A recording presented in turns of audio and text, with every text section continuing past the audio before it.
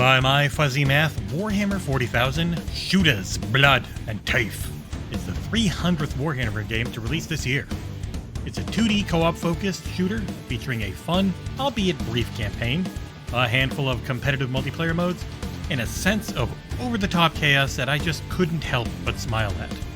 Let's break it all down in the XboxEra review of Warhammer 40k, Shootas, Blood, and Teef. Out in the war, with nothing to do, not even a minute to tear up the crew. Looking for somewhere to get composted, when it's all free to fight, like we need cup to drink. Looking for worlds with some humans to crush, to bring Armageddon and grind them to dust. Hit them hard, hit them low, give them plenty of Taka.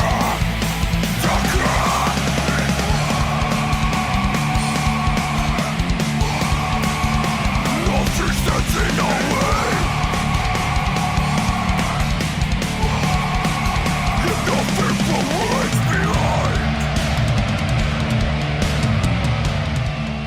Story-wise, the campaign begins with a quick cutscene full of shooting, yelling, betrayal, and it's all very, very silly. The game has a lighthearted tone, which is matched by its basic but clean graphics and excellent heavy metal soundtrack. Either alone or with up to 4 players total, you will take on all manner of enemies pulled from the Warhammer 40,000 universe. As a big, dumb, angry orc, you'll fight rats, men, other orcs, tanks, sewer monsters, and more across a campaign that took me roughly 4 hours to clear, mostly solo. It was good, quick fun, and I could see coming back to it at least a few times, especially in co-op, but yeah, it is pretty short. A lot of the replay value will come in grinding out the Teef currency you can find in missions to unlock different weapon variants as well as outfit pieces for your character in the mech shop. This can be accessed at any checkpoint in the game or from the main menu. Weapon-wise, you have a pistol, shotgun, machine gun, and flamethrower along with a missile launcher, which you'll quickly unlock throughout the first few levels. Each of these weapons then has multiple variants, normally focused on fire or electrically charged shots. Unlocking most of the guns is easy in a single playthrough, and for the various cosmetics though, that it may pull you back in if you're the type that loves unlocking everything in a game before putting it down. Once you've completed the campaign, there are a few PvP mode on offers. As I only had a single review code though, I wasn't able to test them out that well. But fighting myself while using 2 controllers, it seemed like a decent distraction. It might not be the next Towerfall, but it feels like more than just a last-second value add-in. And there is both local and online for the PvP as well. The controls in the game feel pretty good in every department except for fine aiming. The left trigger is your jump button, with a double jump available by default. The right trigger is for firing your weapon, while the right bumper is your melee attack. Melee attacks vary per class, which I will hit up in a little bit. Left bumper is to use your currently equipped grenade, while Y opens up your weapon wheel when held and is a quick swap for weaponry when tapped.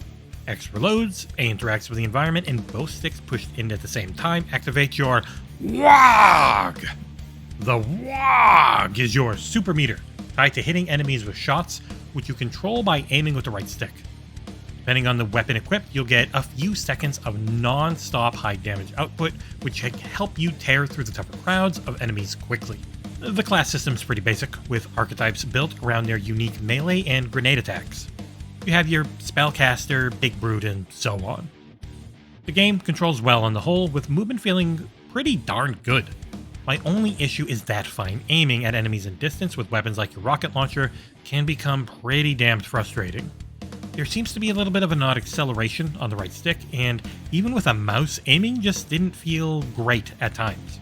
It wasn't bad enough to be a deal breaker, but it did lead to some frustration in bigger fights. Most levels are capped off with a boss fight, and you'll take on tanks, mutants, very large humans, and more.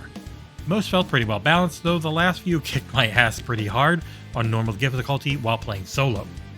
If you do die, you go back to your most recent checkpoint, and you will come across those pretty darned often. Graphically, I think the game looks really nice. It's not pushing any technical limits, but it's well drawn, and the animations are smooth. I did review this on PC for the most part, and it ran at an average of over 200 FPS on my rig. I did have a few crashes when tabbing out and back in repeatedly though. It's the type of game people look at and say, that looks like a Flash game. because they don't remember how stiff and awkward looking Flash games actually were.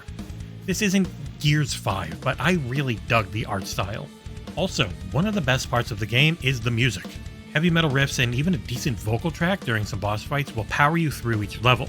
It fits perfectly with the game's never serious voice work, which is full of war cries and big British accents yelling about revenge and their lust for Teef. The sound effects are decent enough, though things sounded a little muffled during certain larger fights in my headphones. In conclusion, Warhammer 40,000, Shootas, Blood, and Teef is a hilarious, fun, and joyous game.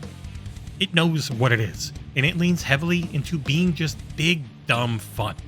The soundtrack kicks serious ass, and I have no clue exactly how much it will cost, as the store page isn't live on Xbox, and you can still only wishlist it on Steam at the time of me recording this.